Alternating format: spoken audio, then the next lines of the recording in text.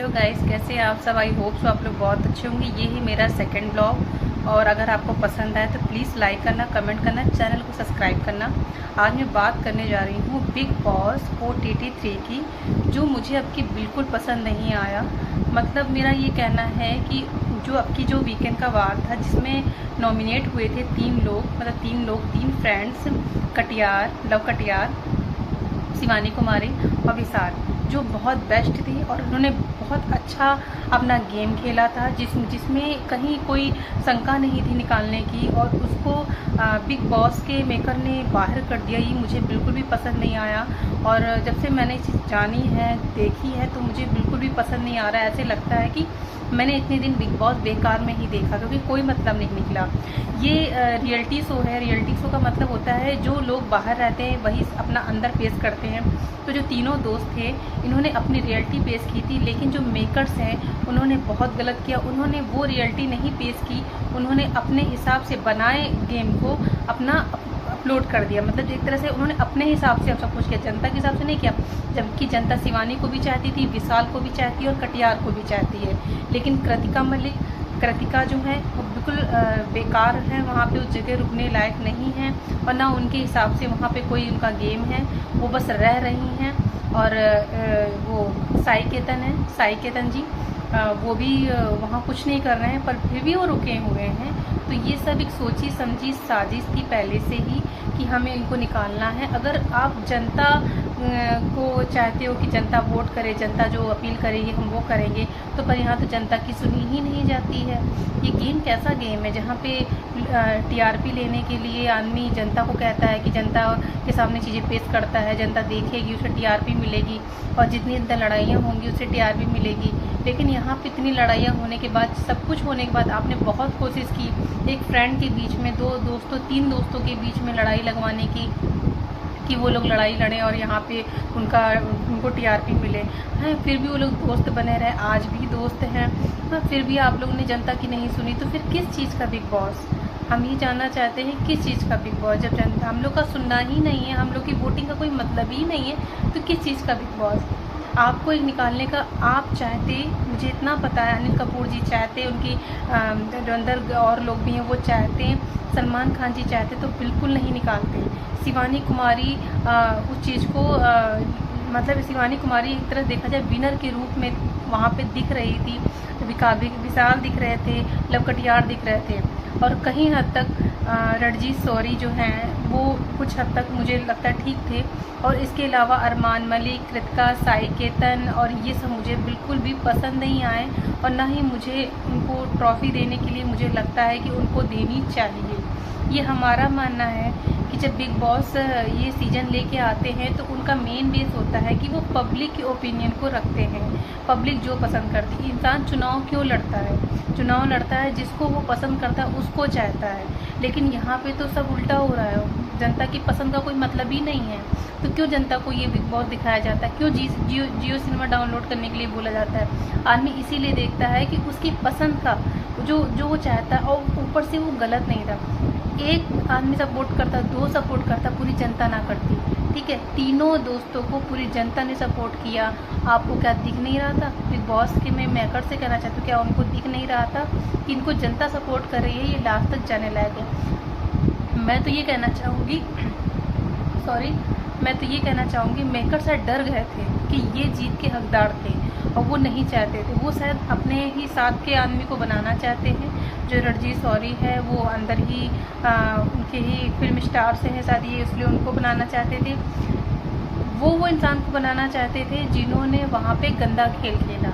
अरमान मलिक, कृतिका, ये इन्होंने एक गंदा खेल खेला जो वहाँ पे नहीं होना चाहिए था। वो उस हिसाब से रह रहे थे, उन्होंने भद्दे भद्दे शब्दों का यूज़ किया।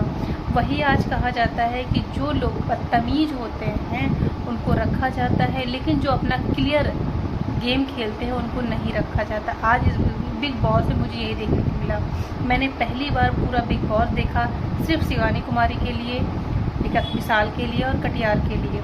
मैंने ये तीनों के लिए ही पूरा सीज़न बिग बॉस देखा, लेकिन मुझे रिजल्ट क्या मिला? कुछ नहीं। मतलब हम लोग का कोई ओपिनियन ही नहीं है, सिर्फ मेकर जो चाहेंगे वो होगा, मेकर्स नहीं चाहेंगे तो नहीं होगा। क्यों जनता से अपील की जाती है, क्यों जनता को आप आगे लेके आते हो, क्यों आप जो चाहते हो कि आपको टीआरपी मिले? मिलती तो जनता से ही है ना। 9-9 करोड़ 12-12 करोड़ लोग रात रात में लाइव रहते हैं बिग बॉस देखने के लिए। उनकी इच्छा रहती है कि जिनको वो चाहते हैं, जिनको वो देखना चाहते हैं, वो हमारे शो में आए, वो विजेता बने। आपने विजेता किसको बनाया? मैं ऐसे बिग बॉस का खंडन करती हूँ। मुझे ऐसे बिग बॉस नहीं देखना, मुझे नहीं देखना। अगर अगले सीजन जब भी आएगा, अगर मेरी पसंद का कोई कंटेस्टेंट नहीं है, पहली बात तो मुझे अब देखना ही नहीं। जब इस सीजन में जब मैंने फर्स्ट टाइम देखा था, मैंने अभी तक पूरा फुल बिग बॉस आज तक नहीं देखा। बाई चांस मैंने थोड़ा बहुत एक बार नज़र लगा दी हो देखने के लिए, लेकिन एक बार देख लिया हो, लेकिन मैंने फुल बिग बॉस आज तक पूरा सीजन मैंने नहीं देखा। यहाँ तक कि मैं रात रात में जग के केवल बिग बॉस की न्यूज़ देखती थी। जब कल ये पता चला कि शिवानी कुमारी और विशाल एलिमिनेट नहीं हो रहे हैं, और जो वहाँ के मेकर्स हैं उन्होंने कुछ उल्टी चाल चल दी है, वो लोग वहाँ से नहीं निकलेंगे, कोई और निकलेगा, तो अंदर से खुशी हुई कि चलो कुछ तो न्याय हुआ। वहाँ पे अनिल कपूर आए, उन्होंने बेकार की बातों को यूज़ किया, जो मतलब की बातें थी उनका कोई मतलब नहीं था, उन बातों को यूज़ किया जिसका मतलब था उसको यूज़ नहीं किया।